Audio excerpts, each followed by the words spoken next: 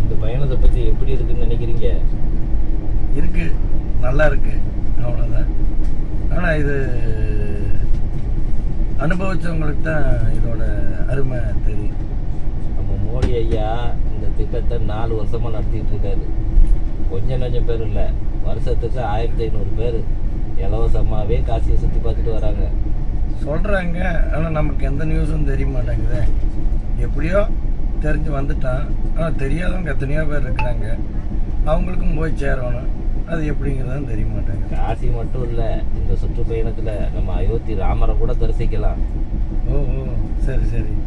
டிஃபனெல்லாம் அது எங்கேயோ போயிடுச்சு. அட்டகாசமான டிஃபனு, சாப்பாடு இதெல்லாம் நேரத்துக்கு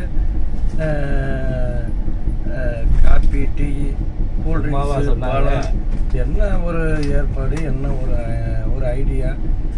நம்ம ஒரு 220 பேர் வர்றதுக்கு நமக்கே ஒரு 200 பேர் ஒர்க் பண்ணுறாங்க. ஒரு ஆளுக்கு ஒரு ஆள் மேலே ஒர்க்கிங் நடக்குது. ஒரு ஆளுக்கு 1 லட்ச ரூபா வர செலவாகும். அவ்வளோவெல்லாம் ஆகுங்களா? என்ன இப்படி சொல்கிறீங்க? பின்ன ஏசிலேயே போகிறோம், ஏசி ட்ரெயின், கோவையிலையும் வரையிலையும் ஏசி பஸ்ஸு, தங்குறது 5 ஸ்டார் ஹோட்டலு, அது போக விஐபி தரிசனம். முன்னாடி ஏதோ புரோட்டோக்கால் படி இதெல்லாம் நம்மளுக்காக வந்துட்டு இருக்குங்க. 3 வாகனத்தில் ஜீப்பில் போலீஸு டிராஃபிக்கை ஒழுங்குபடுத்திக்கிட்டே போகிறாங்க. நம்ம எந்த சிக்னல்லையும் நிற்க தேவையில்லை. ரோட்டில் மட்டும் இல்லை, கோயில்லையும் நம்மளுக்கு எந்த சிக்னலும் கிடையாது. நல்ல மரியாதை நடக்குது. எங்கே போய் கால் எடுத்து கீழே வச்சாலுமே உடனே பெரிய வாத்திய செட்டுக, கோலாகலமாக டான்ஸுக, அப்புறம் மாலை போடுறாங்க, சால் போடுறாங்க, அப்புறம் சந்தனம் குங்குமம் வைக்கிறாங்க. இதெல்லாம் பார்த்தா உள்ளரிச்சு போச்சு. நமக்கு தானே இது அப்படிங்கிற மாதிரியான ஒரு விதமான நிலைமை ஏற்பட்டு போச்சு. நம்ம தானே உள்ளூருக்குள்ளே சும்மா சுற்றிட்டு இருந்த ஆளுகளுக்கெல்லாம் இன்னைக்கு இப்படியா அப்படிங்கிற மாதிரி ஒரு எண்ணம் வந்துருச்சு. உத்தரப்பிரதேசத்தில் ஒவ்வொரு இடத்துலையும் அமைச்சரும், கலெக்டரும், எம்எல்ஏவும், கவுன்சிலரும் ஓடி ஓடி வந்து கும்பிட்டு வணக்கமுங்க, வாங்கங்க, வணக்கமுங்கன்னு கூப்பிடும்போது உள்ளம் அப்படியே பூரிச்சிருச்சு. பனாரஸில் போய் இறங்குனதுலேருந்து மறுபடியும் பனாரஸ் வர்ற வரைக்கும் அயோத்தி, பிரயாக்ராஜ் எங்கே போனாலும் திரும்பி பார்த்தா பேனர். எவ்வளோ பேனர் வச்சுருக்காங்கன்னே தெரியல. புறான் தமிழில், ஹிந்தியில் கற்கலாம் வாங்க, தமிழ் கற்கலாம் வாங்க, இப்படியே தான் இருக்குது. வணக்கம் இந்த வார்த்தைகளாக இருக்குது. எப்படி இவ்வளோ பெரிய ஒரு விழிப்புணர்வு! அந்த ஊருக்காரங்க எல்லாருமே எதுக்கு இவ்வளோ தமிழுக்கு இவ்வளோ இம்பார்ட்டன்ட் கொடுக்குறீங்கன்னு கேட்க மாட்டாங்களாங்க? காசியே தமிழர்களோட ஒரு மறுவீடு மாதிரி, இது புகுந்த வீடு மாதிரி. ஆமாம், இங்கேருந்து போன பாரதியார், அதுக்கப்புறம் மிகப்பெரிய தலைவர்கள் நிறைய பேர், காஞ்சி பெரியவர் எல்லாருமே அங்கே மடம் ஆரம்பித்து தமிழில் அங்கேயே நிறைய ஒரு நகரத்தார் மண்டபம் மூலமாக கூட நிறைய தமிழர்களுக்கு தங்க இடம், சாப்பாடு, உணவு, தண்ணீர்லாம் கொடுக்காங்கன்னு நான் கேள்விப்பட்டிருக்கேன். ஆனால் இந்த டூர் மாதிரி ஒரு டூரு இது வரைக்கும் அமைஞ்சதும் இல்லை, இனி அமைய போகிறதும் இல்லை. அப்போ ரெண்டாவது, காசியில் அந்த அனுமன் காட்டுங்கிற ஏரியா பூராமே தமிழர்கள் தான். தமிழர்களுக்குன்னே ஒரு வீதி இருக்குது. அங்கே ஒரு செட்டியார் கடைன்னு ஒரு கடை இருக்குதுங்களாமா. அங்கே பூராமல் இந்த பாத்திரங்க எல்லா ஐட்டங்களும் விற்கிறாங்க. குமாரசாமி மடம்னு ஒன்று, அவர் தான் வந்து காசி விஸ்வநாதர் கோயிலை வந்து முகாலயர்களிருந்து மீட்டெடுத்ததாக சொல்கிறாங்க. அது இல்லாமல் சத்திய சனாதன் சேவா அமைப்பு, அப்படி நிறைய அமைப்புகள் அங்கே வந்து அன்னதானம் பண்ணுறது, போர்வை கொடுக்கறது, இப்படியெல்லாம் நிறைய பண்ணுறாங்க. தமிழர்கள் வந்து அங்கே இம்பார்ட்டண்ட்டாக வந்து இருக்கிறது நினைக்கும் போது ஒரு மொழி தெரியாத ஒரு இடத்துல வந்து இறங்கியிருக்குமே அப்படிங்கிற அந்த வருத்தமே இல்லை. இங்கே பார்த்தாலும் தமிழ் பேசுகிறாங்க. பனாரஸ் பல்கலைக்கழகத்தில் போனால் தமிழ் படிக்கிறதுக்காக வேண்டிய எந்தெந்த நாட்டிலேருந்து தான் வந்திருக்காங்க. நம்மளே வந்து இலங்கையிலேருந்து ஒரு 2 பொண்ணுங்க தனியாக வந்திருக்கிறாங்க. வந்து தங்கி இருந்து படிச்சுட்டு தமிழை படிச்சுட்டு போகிறக்கு. இதெல்லாம் நினச்சி பார்த்தா நமக்கே பிரமிப்பாக இருக்குது. அப்புறம் அங்கே இருக்கிற பேராசிரியர்களெல்லாம் நம்ம பேசுகிறத விட அழகாக தமிழ் பேசுகிறாங்க. நம்ம பேசுகிற தமிழ் கூட கொஞ்சம் நஞ்சம் திக்குது. அவங்க அவ்வளவு அழகாக ஒரு ஃப்ளூயண்ட்டாக அந்த நிகழ்ச்சியை நடத்தின விதமெல்லாம் நினச்சி பார்த்தா ரொம்ப ஒரு அற்புதமாக இருக்குது. அப்புறம் நம்ம ஊரில் சாதாரணமாக நடந்துக்கிட்டு இருக்கக்கூடிய இந்த ஒயிலாட்டம், மயிலாட்டம், குயிலாட்டம், தப்பாட்டம் இதெல்லாம் வந்து அந்த ஸ்டேஜில் வந்து அவங்க அந்த பர்ஃபார்மன்ஸ் பண்ணும்போது உண்மையிலேயே நம்மளுடைய தமிழர்களை வந்து நாம் வந்து பெருமைப்படுத்தாம விட்டுட்டோமோ அப்படிங்கிற வருத்தமே நமக்கு வருது. அவங்களுடைய அந்த பர்ஃபார்மன்ஸ் வந்து நான் அங்கே இருக்கிற அந்த அரங்கமே கைதட்டுறது, அந்த அரங்கமே எந்திரிச்சு நிற்கிறதையும் பார்க்கும்போது அவங்களுக்கு வந்து நம்ம தமிழகத்துலேயும் மிகப்பெரிய அளவில் வந்து ஒரு அங்கீகாரத்தை நம்ம வந்து உருவாக்கி கொடுத்தோம் அப்படிங்கிற ஒரு எண்ணம் ஏற்படுது.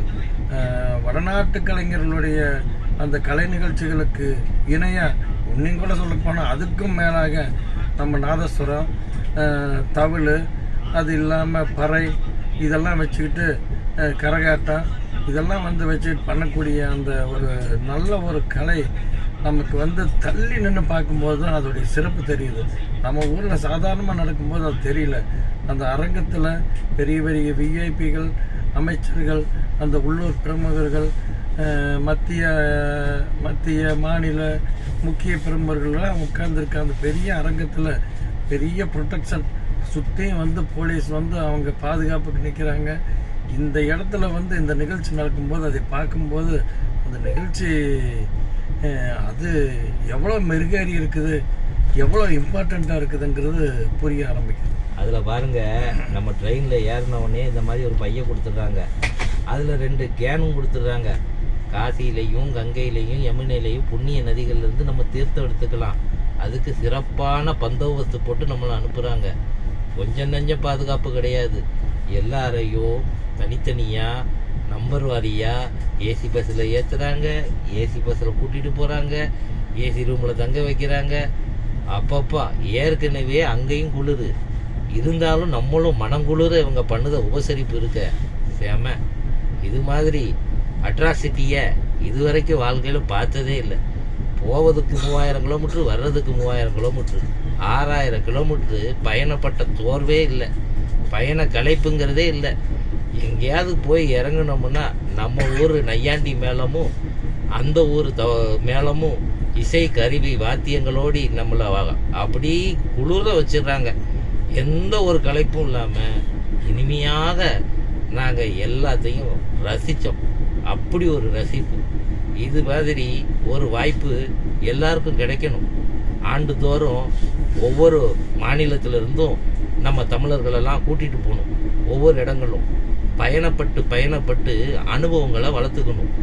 பெரியவங்க தான் காசிக்கு போகணுன்னு இல்லை, இளமையில் இருக்கவங்களும் போகலாம். காசிங்கிறது ஒரு பெரிய புண்ணிய பூமி. அதில் நம்ம காலடி படுறதுக்கே நம்ம முன்னோர்கள் செஞ்ச புண்ணியம்தான் காரணம்னு சொல்கிறாங்க.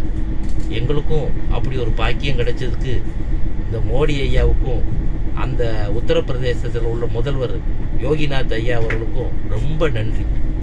இந்த கோயம்புத்தூர் ஜங்ஷனில் நாம் வந்து எங்கேயாவது தொலாவணமான போய் பார்த்தா முன்னாடி வந்து ஒரு கவுண்டர் போட்டு வணக்கம் காசின்னு வச்சுருந்தாங்க. அப்புறம் போனேன், என்ட்ரி போட்டு மேலே போங்கன்னாங்க. அங்கே போய் என்ட்ரி முடிச்சதுக்கப்புறம் அங்கேருந்து வந்து மாலை மரியாதை, அப்புறம் ஸ்வீட்டு இதெல்லாம் கொடுத்து ஒரு உபசரிப்பு.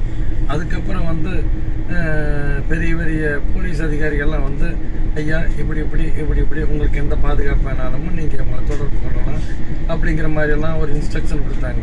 கொஞ்சம் தாண்டியுமே நிருபர்கள் குழு அவங்க வந்து இந்த காசி சமையல் சங்கத்தில் நீங்கள் கலந்துக்க போகிறீங்க, அதை பற்றி சொல்லுங்கள் அப்படின்னு கேட்குறாங்க.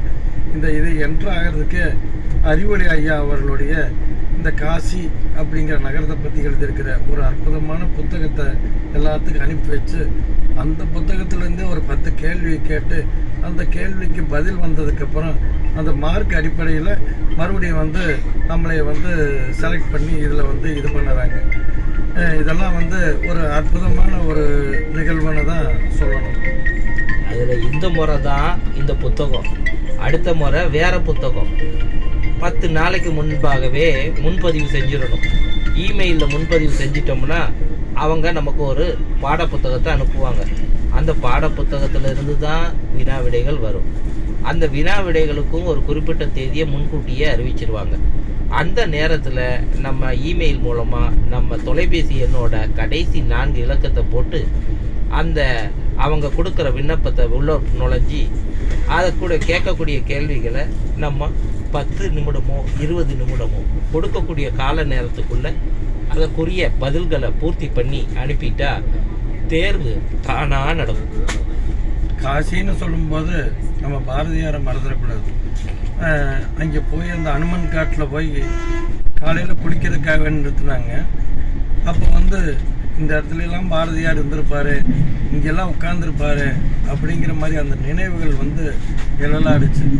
எங்கே பார்த்தாலும் கேமரா கண்கள். எங்களுக்கு வந்து ப்ரொடெக்ஷனாக வந்து எங்களை சுற்றி ரவுண்டு கட்டியிருந்தாங்களே தவிர எத்தனை கேமராக்கள் மின்னுது. கொஞ்ச நேரம் கழித்து பார்த்தா எங்கள் முகமா அப்படின்னே தெரியாத அளவுக்கு ஃபோட்டோஸ் வருது. ரொம்ப அற்புதமான இந்த பயணம். இதில் வந்து நம்ம ராமர் கோவில் கனமாத்த நினச்சிட்டு இருந்தோம்.